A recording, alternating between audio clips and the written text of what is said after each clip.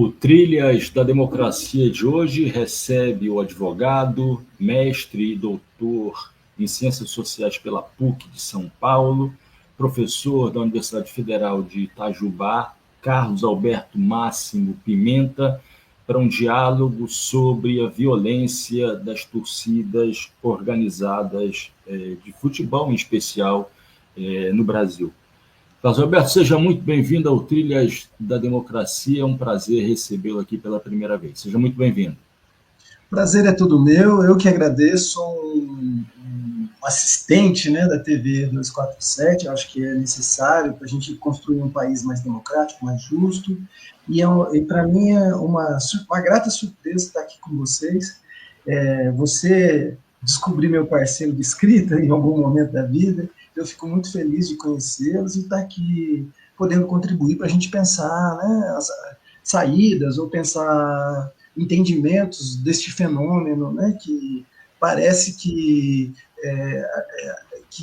a gente vai revivendo momentos, a gente avança pouco em alguns sentidos e a torcida organizada também é um movimento que está dentro desse pacote de organização social, né? Como de hábito, compartilhando essa mesa redonda virtual, eis o companheiro Normando Rodrigues, assessor jurídico do movimento sindical cultista. Tudo bem, Normando? Olá, Marco, tudo bem? Prazer renovado reencontrá-lo e um prazer aumentado com a participação do professor Carlos Alberto. Né? Já não vou revelar anos, porque isso acaba denunciando nossas idades, nossas safras, mas sou leitor antigo de artigos do professor Carlos Alberto sobre violências na torcida e com uma ênfase bastante importante, bastante interessante, associada, né, à violência, ao quão violenta, na verdade, a nossa sociedade é. Acho que vai ser uma conversa bastante interessante. Infelizmente, né, os textos do professor ainda são bastante atuais, ou mais atuais até do que quando escritos. Uma premissa importante é que eu sou flamenguista, Normando é vascaíno, e não obstante isso, a nossa relação sempre foi marcada pela civilidade. Não é, Normando? Qualquer maneira de amor vale a pena. Carlos Alberto, tendo como referência, né, estabeleçamos aqui um marco, a chamada Batalha do Pacaembu, que passou a ser chamada pela mídia dessa maneira, que ocorreu em 20 de agosto de 1995, ao final, na verdade, né, de uma partida de juvenis, né, de júniores. Era a final da Supercopa de São Paulo, de futebol júnior, né? E logo após o gol do Palmeiras, que era o gol de ouro, né? O gol que encerrava na prorrogação a disputa, ocorre uma briga monumental, transmitida ao vivo de manhã, né? Pela TV Globo, né? E no gramado do Pacaembu, as torcidas organizadas ali presentes, Mancha Verde, do Palmeiras e a Independente de São Paulo, numa iniciativa que foi da torcida do São Paulo. Ocorriam obras, então, no Pacaembu, então havia um setor todo previamente preparado para a utilização numa possível briga que acabou acontecendo. Usavam pedras, barras de ferro, né? E ao final dessa briga, né, no gramado do Pacaembu, 105 pessoas feridas e uma morte, né? E você mesmo, no artigo que eu vou citar, no Faces do Fanatismo, né, que se chama Brutalidade Organizada, alguma coisa do gênero, deixa eu, para não faltar, Brutalidade Uniformizada no Brasil. É o capítulo um dos 2 capítulos que você escreveu no livro chamado Faces do Fanatismo, organizado pelo Jaime e pela Carla Pinsky, foi publicado pela editora Contexto no ano de 2004. Né? O outro foi Hooligans, Barbárie e Futebol. Você inicia exatamente esse teu capítulo falando da batalha, né? Dessa, entre aspas, batalha do Pacaembu. E essas cenas de barbárie, selvageria, passados 30 anos, já se vão 30 anos, né, da Batalha do Pacaembu, vieram à tona mais uma vez, né, no sábado, dia 1º de fevereiro, pelas ruas do Recife, né, antes do início da partida entre Santa Cruz e Sport Clube do Recife, que aconteceria no estádio do Arruda. O Santa Cruz acabou ganhando de 1-0, mas, na verdade, o resultado final da partida, a partida foi encoberta por essas cenas de violência, e uma das quais salta aos olhos, que foi o estupro ocorrido contra um torcedor, era o presidente da torcida jovem do Recife. O conflito nas ruas se deu entre as 2 maiores torcidas de esporte de Santa Cruz, do esporte a torcida jovem e a Inferno Coral do Santa Cruz. Né? Eu lhe pediria inicialmente, Carlos, veja, no intervalo de 30 anos, né? Eu lhe pediria inicialmente para historiar essa passagem, transformação, que você trata nesse capítulo, acontecida entre a fundação da Charanga do Flamengo, lá nos anos 40, em 1942, e a criação, a fundação da Gaviões da Fiel, no ano de 1969, que você indica como tendo sido uma transformação, uma mudança. Né? São 2 paradigmas de como torcer, de como se organizar, de como ir ao estádio, etc. E, em seguida, eu queria que você esclarecesse uma afirmação que você faz nesse capítulo, né? De que, abre aspas, nos anos 90 em diante, a violência caracterizou-se como elemento constitutivo desses grupos, o que atraiu a filiação de uma massa de jovens disposta a tudo. Uma violência que tem como base, você afirma também isso no capítulo, uma estrutura burocrático, eu não sei se você complementa, mas eu complemento aqui, burocrático-militarizada, né, que distingue essas nossas torcidas organizadas dos ultras do continente europeu. Bom, já me alonguei muito nessa introdução, né, e agora a bola é contigo, Carlos, por favor. Bacana a sua leitura. Eu acho que, do ponto de vista histórico, quando eu fazia parte de um conselho latino-americano de sociologia do esporte, muita gente da Argentina, do Rio de Janeiro, do Brasil, etc., né?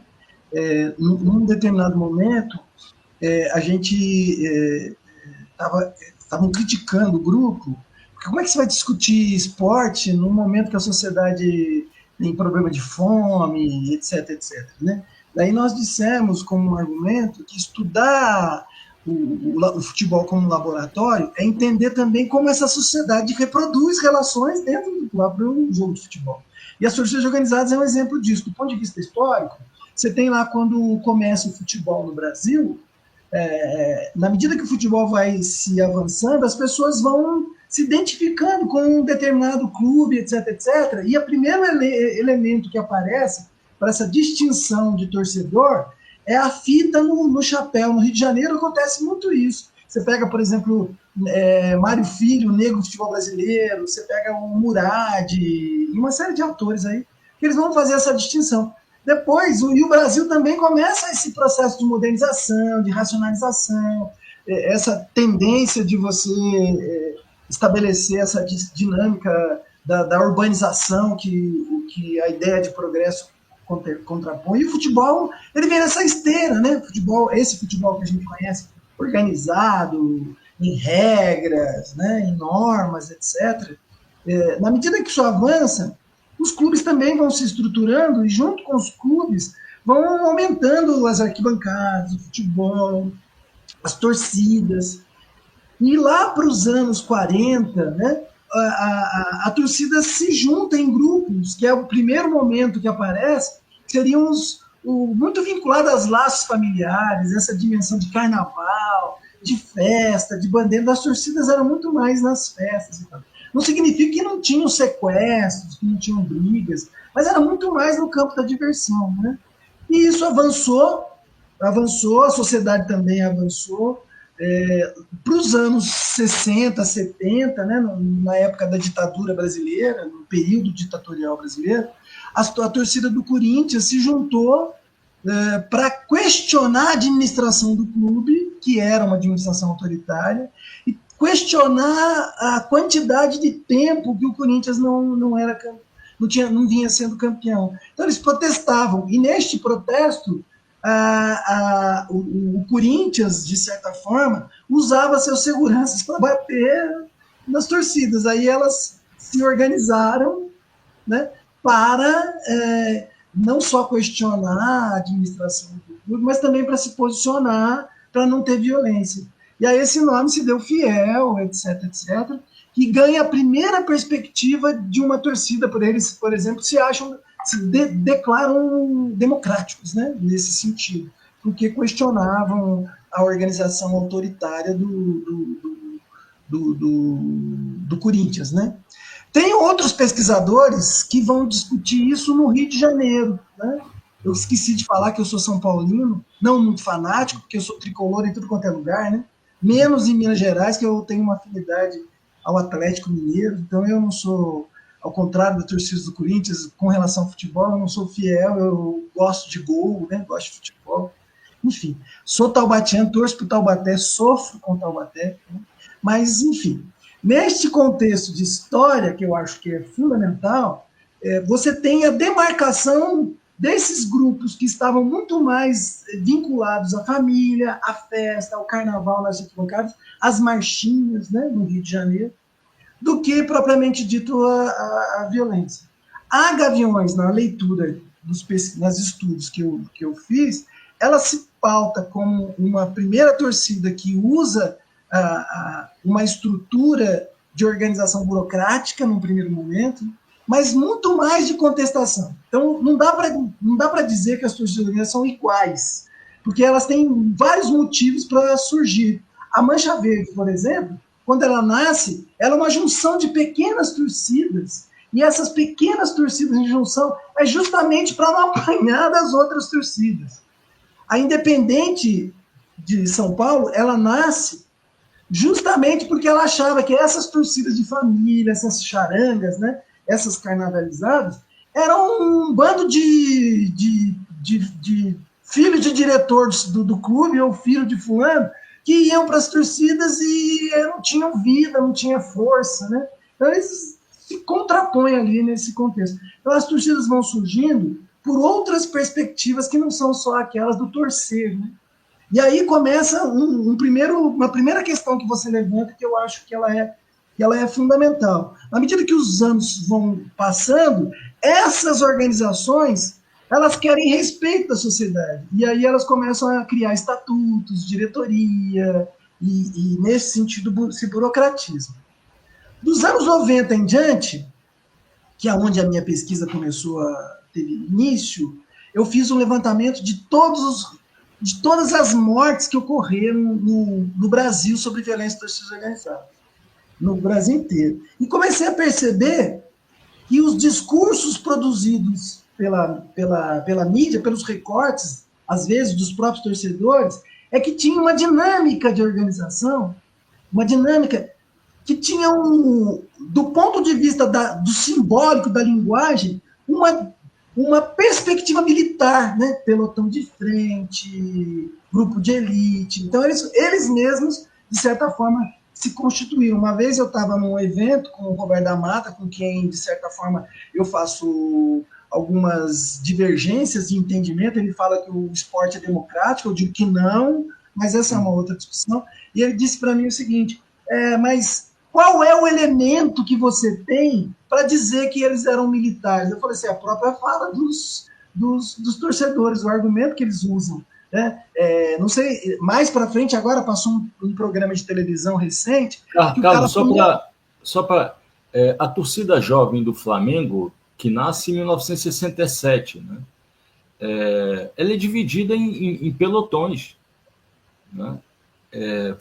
Não apenas dentro da cidade do Rio de Janeiro, do estado do Rio de Janeiro, mas também em termos nacionais.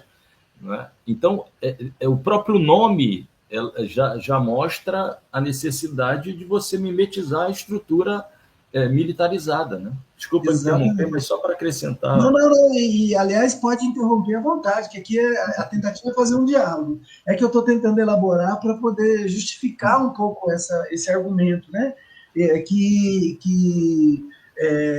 A própria torcida usava. Agora, recentemente, passou na televisão, não lembro em qual canal eu fixei, uma discussão sobre a Mancha Verde e a Gaviões, né? E eles falaram que tinham pessoas ex-militares e tal, que ajudavam também eles a organizar para evitar o confronto, ou para no confronto ter estratégias para poder levar melhor, né? Então, neste sentido, eu acho que mas isso veio há 30 anos depois do meu argumento, né? Ou 20 e poucos anos depois do meu argumento.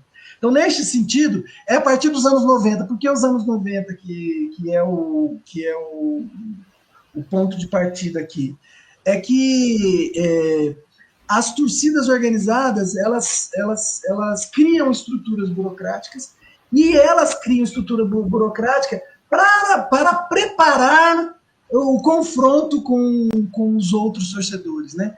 E aí nós podemos fazer uma associação com a organização social, com a cultura do macho, com a cultura do mais forte, com a cultura daquele que tem... de que o outro, nessa sociedade competitiva que a gente vive, de todos contra todos, né? Então você precisa ser melhor que o outro, mais forte que o outro. E um elemento que acontece, na medida que eu vou estudando pelas divulgações da mídia essas informações, acontece um fenômeno muito interessante. Quando a violência começa a aumentar, violência da faca, do tiro, né? Antes era a violência da mão, eles dizem, né? Quando passou a ser a violência do tiro, da faca, aumentou o número de torcedores ao redor da própria clube, né? Do próprio clube não, da própria torcida. E aí a Gaviões tinha 8 mil, de 8 mil pulou para 50. A 12 mil pulou para 50. A Independente de 8 pulou para 30 e poucos. Então teve um boom. E aí eu comecei a tentar entender o que é que fazia aquelas pessoas, aqueles jovens, a ir para as torcidas organizadas no momento de que eles estavam mais violentos e a mídia divulgava aquela violência. Aí nós começamos a tentar entender a relação das torcidas com a sociedade, com a organização social, e esse é uma chave fundamental, porque na sociedade da competição, nem todo mundo entra, né? Um cone em que não cabe todo mundo. E na medida em que não cabe todo mundo, as pessoas precisam sentir segurança, precisam ver sentido nas coisas, precisam ter força, proteção, e as torcidas, de alguma forma, para aqueles jovens, né, elas davam essa ideia de pertencimento e tal. Quanto mais forte você entendia a força, a masculinidade, mais você subia na hierarquia das torcidas. Né? Esse é um elemento interessante. Carlos, a gente pode chamar Normando para... Claro. Normando, por favor. Eu lembrei, ouvindo, né, o Carlos Alberto agora e lendo textos antigos também, eu lembrei muito de um trabalho já antigo, acho que é de 79 ou 80, do sociólogo alemão Klaus Teweleit, né, que vai trabalhar, o título do livro, inclusive, é Fantasias Masculinas, né? Ele vai trabalhar o macho, né, o estereótipo do macho, e a escravidão do estereótipo do macho, a escravidão social sobre o próprio corpo, né, a repressão, como um núcleo metodológico para o desenvolvimento dos mecanismos todos de organização do fascismo, né, como explicação radical para o coletivo praticar barbáries que individualmente nenhum deles se disporia a praticar, e para criar, sobretudo, um senso de pertencimento, né, ao qual o indivíduo passava a ser introduzido a partir da prática dos atos bárbaros. Viajando daí, a partir daí, porque fascismo é o tema grande dentro do qual eu tento trabalhar algumas coisas, e tenho pesquisado bastante já há uns 3 anos, por conta empurrado pela conjuntura política, digamos assim. Hoje, a nossa sociedade me parece muito mais violenta do que 25 anos atrás. Já era violenta, mas hoje me parece muito mais violenta. E a sedução do fascismo hoje, não só no Brasil, como no Ocidente, praticamente todo, ela é muito mais forte, né? Muito mais aberta, muito mais agressiva. É verdade que em outras culturas, em outras sociedades, você tem dentro das torcidas movimentos de resistência, né? No próximo dia 25, nós teremos as eleições parlamentares na Alemanha, e tudo indica, as pesquisas, apesar de uma certa reviravolta recente dentro da União Democrática Cristã, CDU, que é a favorita das eleições, mas tudo indica que o segundo bloco parlamentar a ser formado provavelmente será o da AfD, né, o Partido Fascista atual da Alemanha. E existe um movimento interessante de pelo menos 3 torcidas de clubes identificados com a justiça social e com a esquerda na Alemanha, né, que é o carvoeiro Borussia Dortmund, talvez o mais importante, né, que tem as cores dos macacões dos mineiros de carvão, porque foi formado assim como Peñarol, assim como Criciúma. São times formados a partir de sindicatos de trabalhadores do carvão, né, de mineiros do carvão. E o Borussia Dortmund talvez seja o mais importante e o mais militante, mais à esquerda, além de São Paulo, que é pequeno. Mas o Borussia ele tem, inclusive, um programa de formação política dos seus torcedores e promove excursões a Auschwitz, né, para fazer discussão sobre o que foi o fascismo e o que é o fascismo no presente. E além de São Paulo, que eu já mencionei, tem o Friburgo também, o Freiburg, né, que também se posiciona e tem se posicionado contra o crescimento da AfD e em causas importantes, como Gaza, por exemplo. Mas apesar desses exemplos, por que eu estou falando nesse tom temeroso?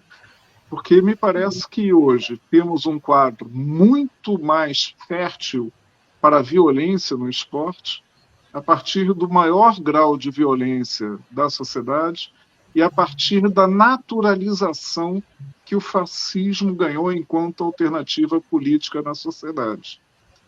E aí, professor Carlos Alberto, vou lhe pedir muito para me desautorizar e dizer que eu estou errado. É muita responsabilidade para mim, né, para falar isso, porque, na realidade, a questão das torcidas organizadas ela é multifacetada, né? Ela tem várias vertentes, etc. Várias vertentes. Neste contexto de vertentes, a gente tem que pensar o contexto também, né? As torcidas organizadas, algumas, elas valorizam a sua origem. Por exemplo, a Gaviões da Fiel tem uma postura de resistência a esses modelos, etc. A Galocura. Então, você tem esses movimentos, né? Mas nós não podemos perder de... Pode falar. Parêntese rapidinho, eu me orgulho da Vaz Comunistas. Também, os vascaínos. Isso faz muito sentido, E aí, neste contexto de pensar as torcidas organizadas enquanto movimento, né, não dá para determinar e nem colocar que é isso. Acho que tem várias dinâmicas aí. O que a gente pode colocar como elemento de partida é que todas as sociedades, a violência ela é elemento que está presente na sociedade de uma certa forma, né? A violência é elemento que contempla a sociedade. ora você contra o Estado, ora legitimando, o Estado legitimando a violência. Né? Mas nesse das torcidas organizadas, o elemento constitutivo das torcidas organizadas, que o Marco falou muito bem, burocrático-militar, né, porque a força está como ponto de partida, essa militarização das torcidas, ela a constituição dela de partida é a violência. Depois ela vai se preocupar com questões, mas no embate ela tem a violência como ponto de partida. Então, como o futebol também ficou vigiado, né, os estádios, que é onde acontece o jogo, que não é, na minha leitura não é mais espetáculo, é um negócio, né, e é um negócio betis, enfim. Neste sentido, a violência não ocorre mais dentro do estádio de futebol. Ela ocorre fora. É o que eu escrevia num livro chamado Futebol, Espetáculo do Século XX, que eu diria que, até fazendo uma crítica ao Juca Kfouri, coisa que eu não faria mais, né? Que ele falou da lupinização das torcidas e tal, ele depois pediu desculpas, né? Se ele assistir aqui, Juca, você me desculpa, mas é no debate, viu? E aí ele naquele momento eu fiz uma alusão dizendo o seguinte, se a violência dentro do estádio ela é coibida, ela se expulsa para fora, vai para fora. E aí entra o que você disse, meu irmão, com o qual eu tenho uma hipótese junto com a sua, é dizer o seguinte, que esta cultura do macho, né, que essa cultura do macho, nós abrimos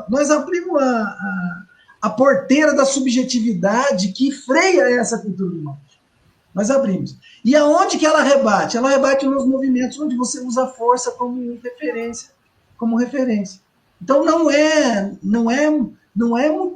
razão para não ver também que nesses espaços você tem a possibilidade de ter esse movimento fascista dentro, né? É o que se falava da Mancha Verde, por exemplo, e depois a Mancha Verde se desmentiu, mas todos os espaços, essas dinâmicas, elas estão presentes.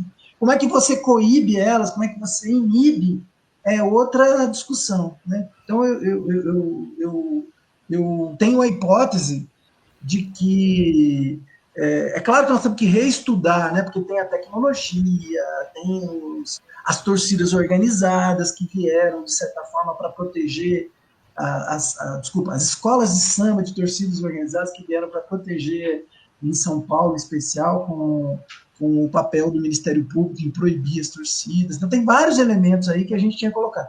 Mas uma dinâmica que me parece ser muito possível de se pensar é o aumento dessa virilidade, dessa masculinidade que tá preso na negação do outro, do ponto de vista político, né? Nós despolitizamos as relações humanas, de certa forma, e nós negamos a existência do outro, principalmente esse outro diferente. Aí que está o problema. E a diferença não está só na cor da pele, no homem, na mulher, a diferença está também nos gostos que a gente tem, né? Nas dinâmicas. Você vê recentemente aí no Congresso Nacional, por conta de um boné, né? A celeuma que não está. E imagina isso ampliado nessas dinâmicas em que você precisa ser forte, precisa ser valente, né? Você precisa mostrar a virilidade, etc. A partir dessa fala do Normando e do que Carlos disse, me parece que, na verdade, a presença do fascismo político como elemento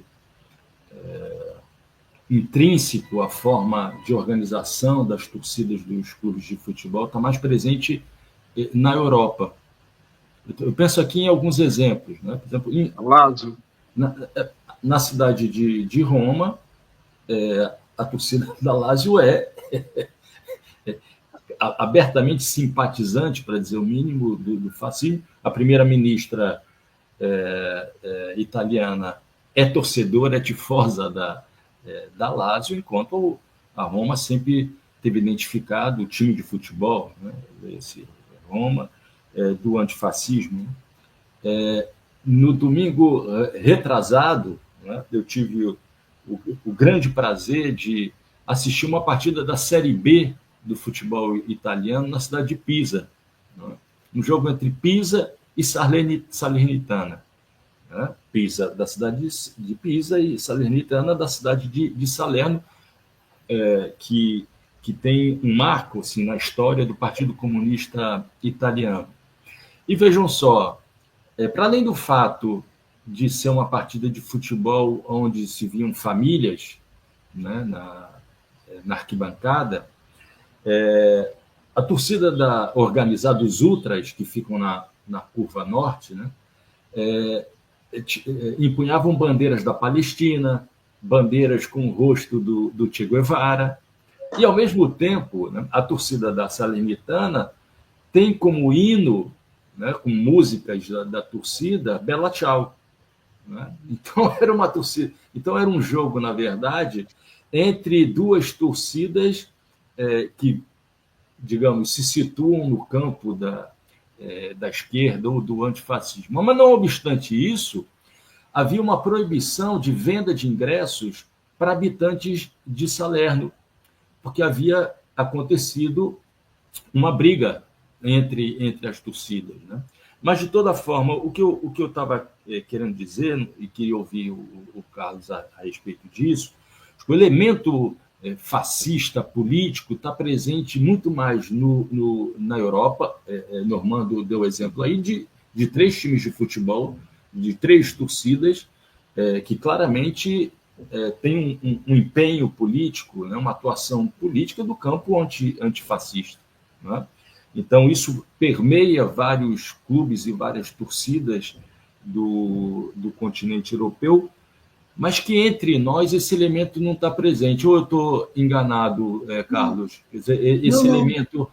E eu poderia dizer que, na verdade, entre nós, correndo todo o risco de estar empregando de maneira equivocada o conceito do Boaventura de Sousa Santos. Né?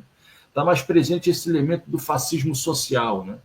dessa violência que incorpora esse elemento do macho. Não é à toa que você não vê mulheres nas torcidas organizadas. Quer dizer, raramente você vê, e mais raramente você vê elas presentes, as mulheres presentes, nas imagens das brigas existentes. Eu queria te ouvir, Carlos, a respeito disso. Não, você...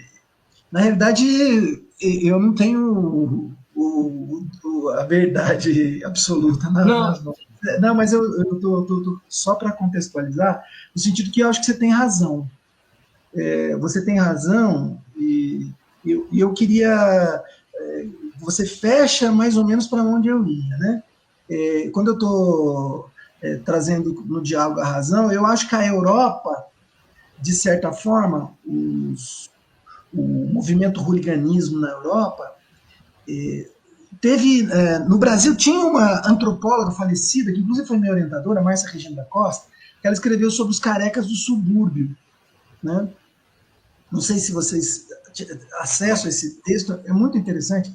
E ela vai entender o hooliganismo na Europa, e se a gente pensar a perspectiva xenofóbica que a Europa construiu, a construção do pensamento social europeu sobre o colonizado, né, recente por conta das mudanças do mundo, que a gente não consegue entender que o problema está na estrutura. Não sou estruturalista, mas não dá para negar isso, né? Você tem uma estrutura social que ela é excludente, que ela é, de alguma forma, ela aumenta as desigualdades. Né?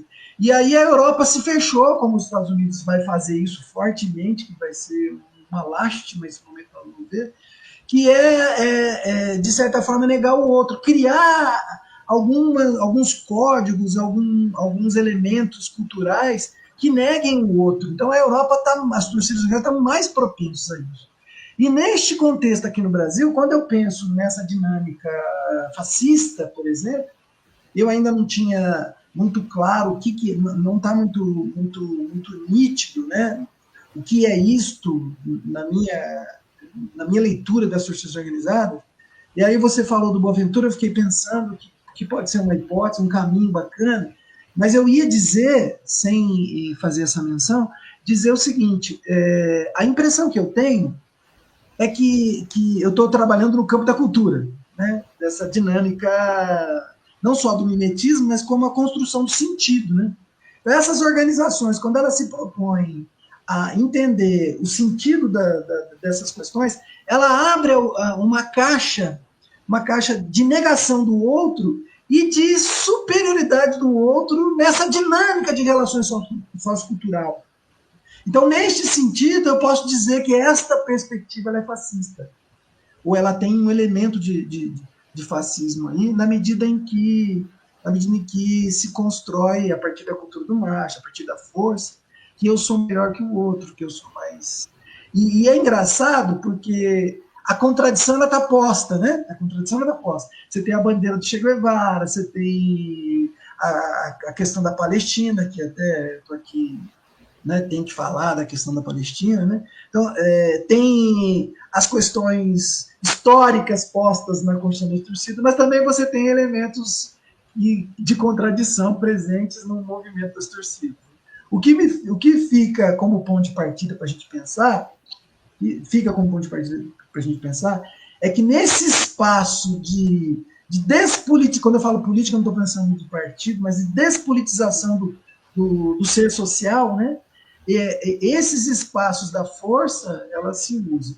No Brasil, a gente tem que colocar alguns elementos, né, que é o processo colonizador mesmo, né? Essa relação senhor e servo, e essa hierarquização que acontece. Então, mais perto do Gessé de Souza, talvez, do que do Boaventura. Então, entender as consequências dessas dinâmicas me parece ser muito interessante. E, neste sentido, eu me alinho com você, mas eu não sei se eu tenho respostas ainda muito claras. Eu tenho dois pontos de partida. O primeiro é a dinâmica social no Brasil, que nós demos 40, 100 anos para trás. Tem gente falando em monarquia no Brasil, que é um absurdo, né? Tem gente ainda nos revitalizando o discurso integralista, porque eu acho que nós despolitizamos essa relação, isso é um primeiro elemento. E o segundo elemento para a gente pensar é essa dinâmica constitutiva desses grupos sociais que nós chamamos de torcidas organizadas. E como a contradição está presente, né, elas também têm dinâmicas de responsabilidade social, elas também fazem ações sociais, elas também se preocupam com questões, algumas delas, né? Você pega, por exemplo, a Gaviões da Fiel, a própria Independente, ela tem ações sociais fantásticas. E a minha pergunta que fica é o seguinte: um movimento tão interessante modifica muito pouco a dinâmica das relações, né? Talvez a gente quer construir um mundo melhor, e essa energia das sociedades organizadas poderia ser um caminho bacana, né, para a gente formar a juventude, formar jovens, né, politizar esses jovens do ponto de vista das organizações sociais. Eu vi Normando levantando as sobrancelhas quando você disse desse potencial existente nessa juventude das torcidas organizadas. Normando, por favor, qual o significado dessas tuas sobrancelhas levantadas e um sorriso que apareceu? Não, é porque eu compartilho dessa crença, né? Acho que, sobretudo, a gente tem que ser otimista na ação. Compartilho dessa crença do potencial transformador das torcidas organizadas, e não só por conta do exemplo muito positivo. Eu fiquei surpreso eu sabia que o Borussia, que eu mencionei antes, tinha uma posição política, historicamente, a torcida do Borussia, inclusive discutia os salários dos empregados do clube, etc., mas não sabia dessa coisa da formação política e das viagens de instrução a Auschwitz, etc., que achei fenomenal. Acho que tem uma chave aí que precisa ser virada, né, quem sou eu para dar receita de bolo, e não existe receita de bolo, né, nesse caminho. Mas, sobretudo porque estamos debatendo um assunto muito complexo, informado por um monte de vetores, e numa sociedade complexa. Agora, talvez exista uma chave de virada quando a gente substituir a ação, a força, né, pela política, como elemento constitutivo, como elemento de identidade e pertencimento do coletivo torcida organizada. E acho que são dois os elementos que são muito próximos, pelo menos, e o Carlos mencionou, daquilo que eu entendo como a essência do fascismo, que não está na saudação romana ou nas aparências, mas a substituição da política pela força, né, ainda que seja no plano das ameaças, das bravatas, da coerção, né, que é constitutivo do fascismo, e aí isso encaixa muito com aquilo que o Carlos falou da despolitização do ser social na nossa sociedade, né, e o outro, a cultura do macho, né, como elemento aglutinador. Se a gente consegue substituir esses dois dados, né, para dar pertencimento, para dar acolhida, para dar identidade coletiva e uma identidade consciente, evidentemente, ao coletivo de jovens, a gente potencialmente tem um coletivo transformador muito grande a partir da torcida organizada. Mas, é claro, é pano para manga, né? É muito caminho pela frente para ter isso e precisa ter vontade política de vários atores. Eu não sei a opinião do Carlos, e lanço aqui a provocação, eu estou absolutamente convencido de que medidas de cima para baixo, como a do Ministério Público de proibir o nome da torcida organizada, o CNPJ da torcida organizada, são essencialmente inócuas. Não acho que vão construir alternativas assim, só vai fazer com que busquem outros caminhos para se organizar. Carlos? Pode falar, Marcos, pode falar. Você ameaçou. É porque eu ia dizer que ficou congelada, mas descongelou agora a imagem de Normando. E eu gostaria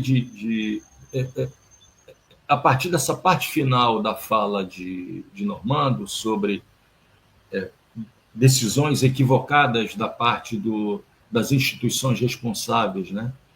Eu queria, a gente está próximo, aí faltam 15 minutos, 18 minutos para o fim do programa, eu queria lembrar, né, que daqui a 3 meses, né, dia 29 de maio, vão se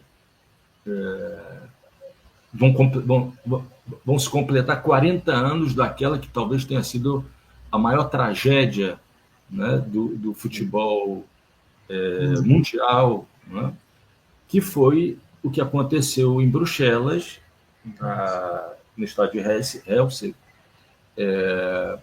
durante a final da Liga dos Campeões da Europa, na partida entre Juventus e Liverpool, quando 39 torcedores da Juventus foram mortos, né, esmagados, e mais de 600 feridos, né?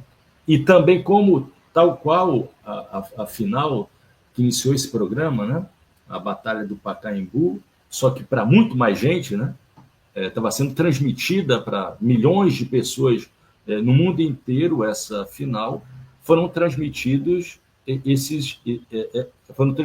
essas imagens, são imagens bárbaras, né, muito fortes, quando a torcida do Liverpool, naquela época, uma torcida basicamente constituída por hooligans, pressionaram, empurraram a torcida da Juventus na direção contrária para um muro, e aí as pessoas foram esmagadas, e aí sabe-se o que aconteceu.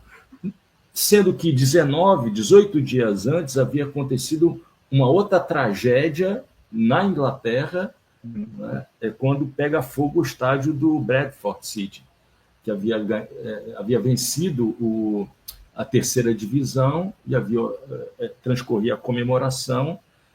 56 pessoas morreram nesse episódio e outras 265 ficaram feridas.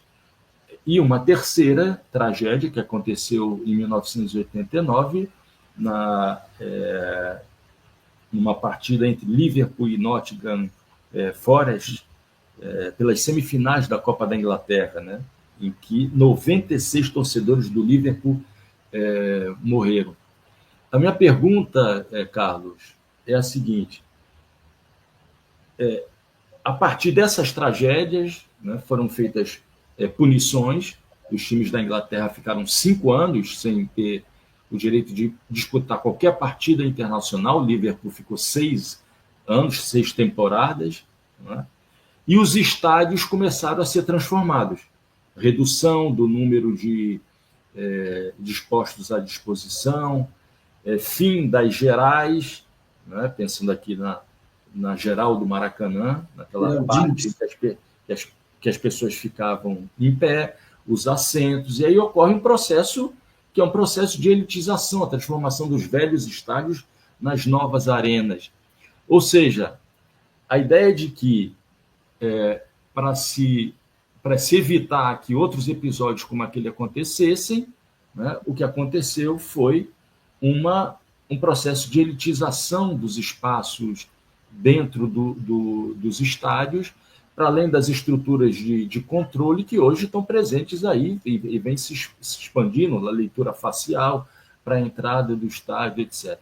Eu queria que você abordasse essa questão, que foi anunciada já pelo Normando, fazendo uma crítica a essa decisão, esse encaminhamento do Ministério Público, mas outros encaminhamentos que estão sendo feitos, é aquilo que foi feito desde lá das tragédias de 40 anos atrás em relação aos estádios de futebol. Resumindo, quais são as pistas para que se vá numa outra direção que evite a violência dentro e fora dos estádios, mantendo essa possibilidade da torcida organizada como um potencial de ação social, né, de ação política, que tem uma natureza de classe, né? Esses torcedores, boa parte dessas torcidas organizadas são constituídas, não exclusivamente, mas pela classe trabalhadora. Por favor, Carlos. Sim, correto. Na verdade, o Normando fala uma coisa muito jóia, que as decisões de baixo para cima, elas minimizam a violência dentro do estádio. E, aliás, você fez uma análise muito jóia, porque é exatamente isso que ocorreu, né? Você teve e o futebol deixou de ser futebol, é um negócio. É um negócio. Os estádios se transformaram em arenas, né? Em palcos teatrais. Né? Você pega o Pacaembu hoje, lá onde era o tobogã, onde estava em reforma, que aconteceu, né? Virou um palco do Mercado Livre, né? Sem fazer propaganda aqui. Então, neste sentido, corretíssimo. A análise que você fez está corretíssima. Eu fiquei pensando muito em vocês falando. Eu tenho disse algumas vezes, estou repetindo aqui, que as torcidas organizadas, se a gente quiser transformações, as torcidas organizadas, o torcedor, de certa forma, ele tem que estar no comando do que nós chamamos hoje de futebol. Impossível, né? Porque você tem gestores do futebol que estão dando a mínima para as torcidas organizadas. Só utiliza dela, ora para melhorar o brilho do espetáculo, ora para pressionar um jogador que não está jogando. Então você tem uma relação complexa, né? Eu tenho dito que para a violência minimizar, as torcidas organizadas têm que participar do processo formativo dos seus torcedores e também do processo de constituição do que nós chamamos de essa instituição futebol. Porque, afinal de contas, o futebol é uma instituição pública. Tudo bem que tem dono, né? Não vou falar aqui, todo mundo sabe melhor que eu, tem dono. Mas ela é uma instituição pública e uma instituição cultural, que compõe a nossa identidade nacional, usando um pouco aí o Roberto da Mata. Né? Carlos, só para acrescentar uma coisa importante a partir disso que você falou, né? E trazendo aqui o assunto para Recife, para Pernambuco. Existe uma espécie de conselho que trata dessas questões relativas ao futebol, né? E há um assento para o Ministério Público, o assento, me parece, para o Poder Judiciário, o assento, evidentemente, para os órgãos governamentais, e teria que haver um assento para os representantes das torcidas. Claro. E eles não são convocados, não têm sido convocados para participar dessas reuniões, né? Então, eu acho que é fundamental, ao invés de fazer o distanciamento entre poderes públicos e essas torcidas e as suas lideranças, trazê-los para a mesa de negociação, né? Trazê-los para o diálogo.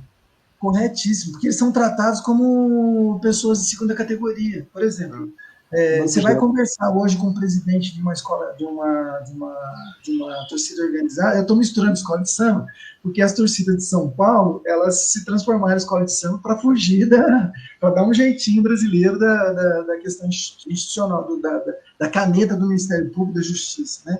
Mas as torcidas organizadas, eles têm que estar presentes nas decisões que discute o futebol, que discute a organização do futebol, né? Eu acho que aí se responsabilizar também. Eu acho que aí a coisa também caminha. Uma certa altura, eu conheci uma determinada pessoa dentro da Federação Paulista de Futebol, e eu dei para ele o livro e dei para ele um projeto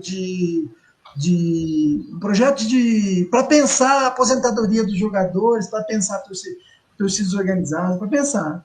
E ele nunca me respondeu nem obrigado, nada, né? Quer dizer, significa que não se tem interesse dessa preocupação com o futebol. Eu estudei na época a formação do jogador de futebol, né? Que está associado a esse laboratório que a gente chama de sociedade, que está presente no futebol, né? Você tem todas as representações ali colocadas, de certa forma. E as torcidas organizadas são tratadas como algo de segunda classe, como algo que precisa ser... Há um afastamento legítimo. Recentemente, em Salvador, ano passado, aconteceu também uma violência no Clássico Bavi, agora em Pernambuco, né? Em Alagoas também, recentemente. Então, essas questões elas estão vivas. E parece que ela vai reproduzindo os modelos das grandes torcidas, né? Pequenos centros grandes e médios vão reproduzindo a lógica das torcidas. E isso que me parece ser interessante, fazer uma pesquisa de caráter nacional para ver se isso é real mesmo, né? Que ela reproduz essa lógica da violência, da força, né? De todo mundo contra todo mundo, né? Muito legal. Normando? Não é isso, eu acho que o Carlos tocou num ponto que é essencial, né? Assim como o próprio trabalhador nas relações de trabalho, fazendo um paralelo com o meu mundo profissional, né? As torcidas organizadas, o torcedor em geral, e particularmente as torcidas organizadas, são tratados como objeto do processo, e não como sujeito histórico do processo. E, na verdade, o futebol existe em razão desse sujeito, né? Sem esse sujeito, por mais que tenha sido apropriado, é um negócio, assim como as Olimpíadas já são negócio há décadas, mas sem esse sujeito, esse negócio não existiria, né? E ele é tratado não só como cidadão de segundo plano, é tratado como alguém que não tem voz, né? Que é apenas um objeto que deve ser reprimido. Eu vi uma cena em Lima, né, a capital do Peru, que nunca vai sair da minha mente. Talvez quando o Alzheimer me pegar, eu seja beneficiado pela ignorância benfazeja, mas que foi dramática, uma cena de um clássico peruano. Eu estava na rua, não ia ao estádio, e era uma torcida organizada sendo tangida pela polícia, pelos carabineiros peruanos, e que era tangida a porrete, né? A torcida não estava fazendo nada, ela estava se deslocando para o estádio, mas ela se deslocava dentro de um cordão, um perímetro marcado por corda, como os blocos na Bahia, e com policiais batendo para a torcida parar no sinal vermelho. Depois o sinal abria e eles batiam para a torcida andar, e a torcida era tocada assim para dentro do estádio.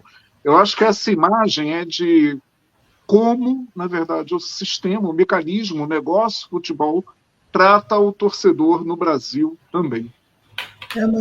Mas você sabe que essa sua fala foi interessante. Uma vez eu fui assistir dentro dessas minhas pesquisas, e mais depois, quando eu parei de pesquisar, eu não parei de frequentar futebol. Eu fui assistir São Paulo e Corinthians. Eu sou São Paulino, levei 2 corintianos, que eram meu sobrinho, né? E eu fiquei do lado do Corinthians, porque todo, né, contido, mas fiquei. Como, enfim, a polícia fez um corredor polonês como um funil. E nós, torcedores comuns, fomos tratados como se a gente fosse gado tocando eles. Isso é um primeiro elemento para que dispara a violência, é a estrutura organizativa do futebol que coloca o torcedor, principalmente o torcedor organizado, como alguém que precisa ser tratado com a força também, né? O policial já vai lá para desopilar o seu veneno em cima do torcedor, né? Então isso precisa ser mudado. O torcedor precisa ser tratado como um ser social, né? E inclusive ter voz nessas dinâmicas organizativas do futebol. Coisa que eu acho que é muito difícil, porque tem muita coisa por debaixo da margem, né, que a gente não consegue ver, né? E eles também não querem revelar. E isso é importante. Lembrar que quem é responsável, os responsáveis pela festa que acontece na arquibancada, desde os tempos em que se jogava papel picado, rolo de papel higiênico, pó de arroz, pó de arroz no caso do Fluminense, né? E era a lembrança que eu tenho quando comecei ao estádio no Fla-Flu, Flamengo e Vasco, né? Era essa parte estética, né? De uma parte do estádio encoberta com pó de arroz, no caso do Fluminense, e uma outra parte de bandeiras preto vermelhas e rolos de papel higiênico. E recentemente, né, os mosaicos feitos, né, são feitos pelas torcidas organizadas. É preciso de organização para fazer aquilo, né? E, né, o que é uma grande contradição, né? Provavelmente, ou quase com certeza, os responsáveis pela preparação dessa grande festa também estão presentes nesses atos de violência. Ou seja, existem duas energias, aí, duas pulsões que acabam entrando em conflito, né? Naquilo que é a grande festa e naquilo que é a violência, as tragédias que acontecem, né? Mas, de toda forma, né, tratar torcedores organizados como bandidos, né, como se costuma ouvir nas rodas dos programas esportivos, né? Ainda que se fale, não, existem os torcedores e existem os bandidos que merecem punição, ir para a cadeia, etc. Essa não é a melhor forma de tratar, porque abafa exatamente a contradição existente, né? Que eu acabei de citar. Carlos, você quer ainda, Normando, quer falar alguma coisa? Não, Carlos? Não, eu queria só fechar, né, a minha fala. A gente está finalizando, por favor, Carlos. Queria só fechar, agradecer aqui a participação de vocês e dizer que nas torcidas organizadas tem de tudo. E a última coisa que tem lá é bandido, muito pelo contrário, tem gente que se manifesta, que usa da força da violência também muito pelo calor do movimento, né? Você tem aí explicações, aí, várias explicações, mas então, eu queria agradecer, dizer que eu estou à disposição. Para mim é um prazer enorme estar aqui na 247 e dizer que, na medida que eu tiver condições de colaborar, podem contar comigo, porque eu acho que é por aí, né? A gente aumentar, divulgar, falar sobre essas questões que é importante. A gente construir uma sociedade mais democrática, mais justa, mais participativa, que respeite o outro, né? Que eu acho que isso está faltando, é respeitar as diferenças, respeitar o outro. Então, eu queria agradecer Marcos e agradecer Normando pelo convite. Nós que agradecemos. Por favor, Normando. Queria, muito rapidamente, agradecer ao Carlos e nos prometermos, foi uma conversa agradabilíssima, e nos prometermos um dia a gente assistir, nem que seja pelo telão, todo mundo junto, bebendo uma cervejinha com um tiragostozinho, um Vasco-Flamengo, um Vasco-São Paulo, São Paulo e Flamengo, né, e a gente conversando do jeito que está conversando aqui. Muito obrigado pela presença. Né? Aceita, é só marcar o dia. Marcaremos. O Trilhas de hoje está chegando ao fim e na próxima semana a gente vai tratar de um outro fenômeno social que também é marcado por essas contradições, né? De uma parte violência, de outra parte preconceito social por parte das elites, mas muita criatividade também, né? Muita construção artística. No próximo programa a gente vai tratar do funk, do punk e da sua relação com a política, ou da forma como o Ariano Suassuna gostava de pronunciar, do funk, do punk e da política. Não percam no próximo fim de semana. Um grande abraço, mais uma vez, muito obrigado, Carlos, um abraço, Normando, saudações à nossa audiência e até a próxima semana. Grande abraço.